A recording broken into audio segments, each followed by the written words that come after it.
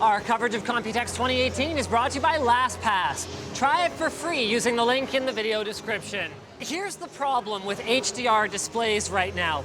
Most of them are basically not actually HDR.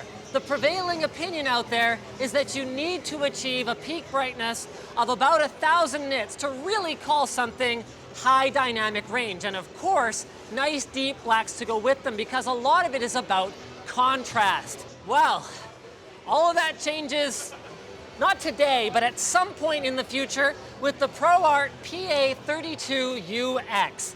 This is the first display, well, when it comes out, that uses mini LED backlighting. So they've got a cutaway demo over here showing that they've actually got these little tiny blue LEDs coming through a quantum dot film on an IPS display to help this monitor achieve HDR 10 compliance, HLG compliance, so that's what the BBC uses, and they are apparently working on Dolby as well, with a shocking 1,400 nits of peak brightness and a minimum luminance of 0.003 to 0.001 nits.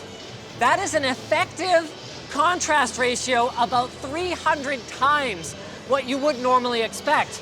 And it all comes down to the over 1,000 zones of local dimming.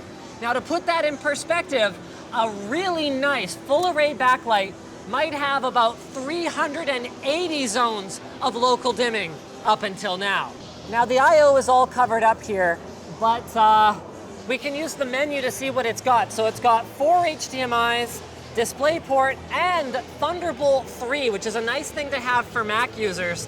And it's going to be running at 3840 by 2160, 60 hertz with 95% coverage of the DCI P3 color space.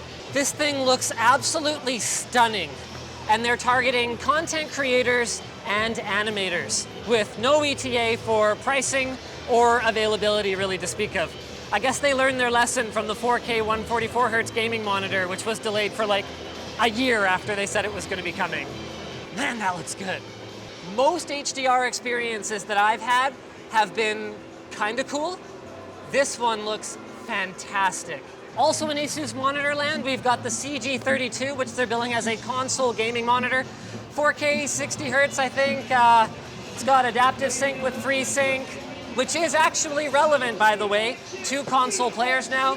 And I guess it's got these little pads to put your controller on. They've also got a super ultra wide monitor, so this is pretty similar to Samsung's model. So it's 3840 by 1080, it's 49 inches, and runs at 144 hertz. And then I actually thought this one was a little bit more interesting than those. So these portable monitors are getting more and more popular all the time. They run off of a single USB Type-C connection, so that's DisplayPort and power. And now they've got a 1080p model that has built-in touch functionality. So you can fire up your laptop, run a single cable over to your monitor, and you've got a full second touchscreen that you can just kind of fold up. Whoop. I haven't actually practiced this demo, but you know, there you go. That you can fold up and take with you on the go. Whoop. There we go. A couple other notable features here are the 45% coverage of the NTSC color space and the fact that it has a built-in battery bank. So it's 7,800 milliamp hours, meaning that it doesn't have to be a drain on your laptop's battery if you don't want it to be and you've got it charged ahead of time. So thanks for checking out our coverage of ASUS's monitors here at Computex 2018. This video is brought to you by LastPass. LastPass allows you to store all your passwords securely in your LastPass account. So when you need to log in to Twitter to post tweets or videos from Computex, or if you need to pay a credit card bill or whatever the case may be, you can have all that information stored right at your fingertips. LastPass also makes it convenient to use different passwords for all of your online services, so you don't have to resort to using the same password over and over again because you can only remember a handful of passwords. LastPass also stores and fills more than just passwords for things like your passport number if you want to book a flight, or credit card numbers, shipping addresses. All of that can be stored in secure notes and safely shared with people in the event that they need access to them. So learn more and try LastPass for free today at the link in the video description. So thanks for watching, guys. If you disliked this video, you can hit that button. But if you liked it, hit like and get subscribed so you don't miss any of our Computex 2018 videos. Don't miss any.